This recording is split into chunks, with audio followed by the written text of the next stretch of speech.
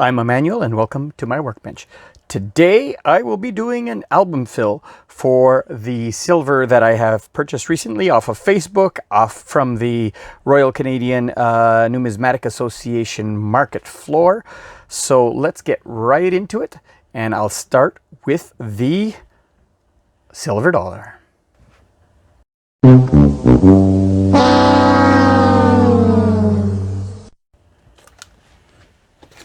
Well, I hope my video had just cut out there for a second, so I hope I didn't miss too much. But this is a 1961 that is in awesome condition from Dimebag Darren, and it upgrades the one in my book that I had taken out. Hopefully the video, I didn't lose too much video. Being very careful to hold this one by the edges. Look at that.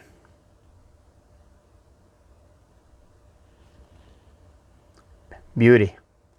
So that one goes right here, and that is it for the $50. Now the bulk of my purchases were silver 5-cent coins. I don't want to call them nickels. In fact, in Canada the nickname for them is fish scales because they're so tiny, so I'll bring you it on those. All right, and here I am with these 5-cent coins. The oldest one I have is 1880 with an H mint mark, and 1880H in the book. Let's go, it goes right up here. So let's pull this out here. 1880 with the H mint mark. H mint mark denotes that it was minted in Heaton in UK. As you can see, this has the same alignment as an American, so you flip it like an American dime here. Of course, Queen Victoria on the end, so glad to add this. I believe this is now officially my oldest coin in my collection. Next one is 1888, so that's the end for this row. So of course this page was completely empty. I didn't have any silver 5-cent coins at all. 1888 goes right here, and I also have an 1890H which goes right here. So there's two coins that go into this row right here. So let's get it right to it. Here's the 1888. Notice that this one does not have an H mint mark at the bottom, which means this one was struck in Canada. There you go, Queen Victoria on that side. And that goes right in here. And then 1890. 1890, not in perfect condition. This one does have the H mint mark. However, it is filling a hole in my collection, and that one goes right in here. Who's to say that I'm not going to upgrade it one day when I find a better example. There we go. The next ones I have is 93, which goes here, 96, which goes here. So that's the next row, 93 and 96. So let's get right to it. There we go. 1893. Another Queen Victoria. This one is a little bit better in quality. You can see details in the hair. Awesome. And that one goes right here. And then 1896. 1896. More than 100 years old. Awesome. 1896 goes right over here. Let's close this one.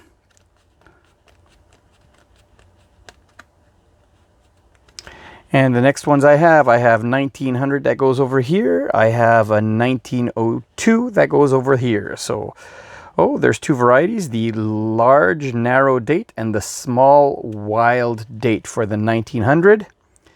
So it would be the oval O, which would mean this is the small wide date. Awesome.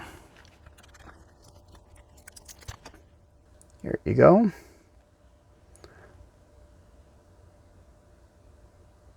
Awesome. 1900.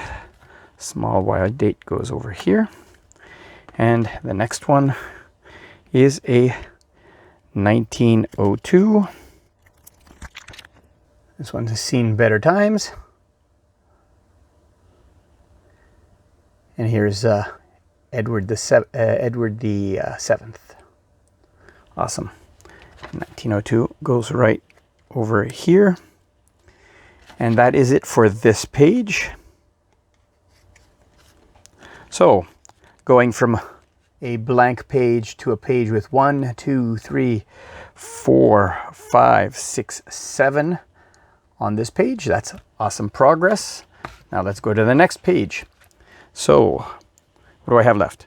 1903, 1905, 06, 07, 1903, 1905. Let's get this film out. This divider. So in 1903 with the Heaton mint mark. You could barely see it just down there, the H. Awesome. I said Edward? Yeah, Edward the Seventh. That is correct. That's 1903. Goes right there. And then 1905. Here is the 1905. Still George the Seventh. Whoops. There we go. And that one goes in this corner. Moving on, 1906, 7, 10, 11, and 12, 6, 7, and then it goes to 10. So I got 6 and 7 in this row. Let's go.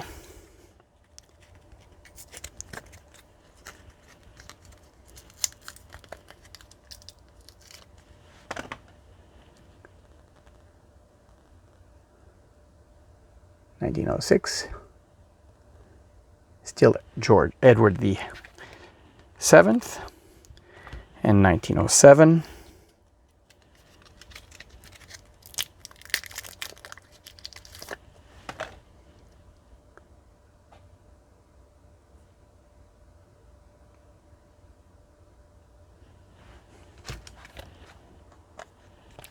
There you go, 2 in the first row, 2 in the second row.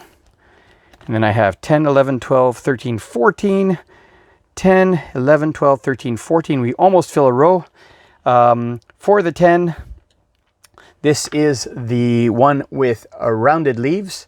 So that one goes over here. I'm missing the variety. There's a common variety with pointed leaves. So we're going to get almost a whole row in this book, which is awesome. So let's get right to it.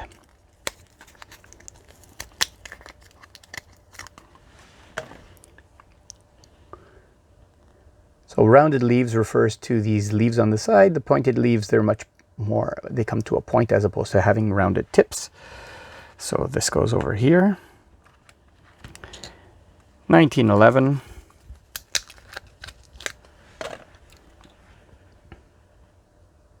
Oh, I forgot to look at the obverse on the other one, but this one is our George V, and you can see they've already changed the orientation so that it is like standard Canadian coinage.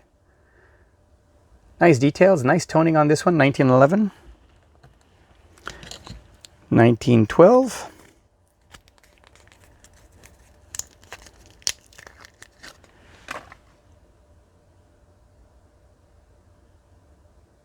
George V, 1912. Goes in here.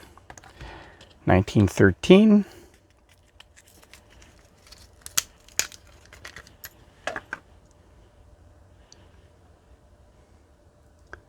There you go. George V. Awesome. That one goes over here.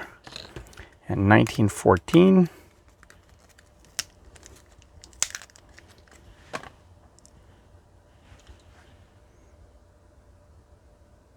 Focus. There we go. 1914. This is in beautiful condition. Another George V. Drop that in there. And now I'll put the little divider.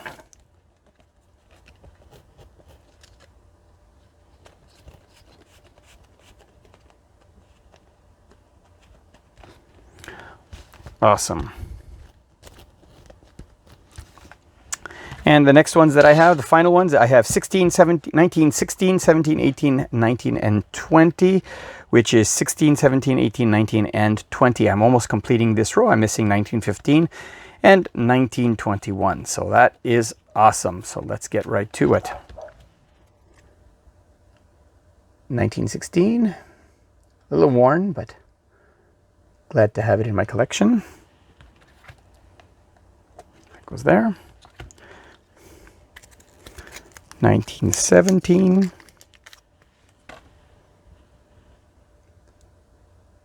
Nice condition. George V. And that one goes right over here. 1918.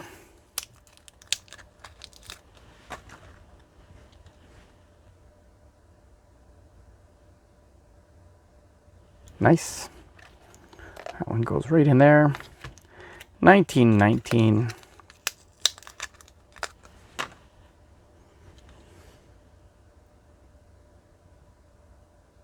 Cool. And finally 1920.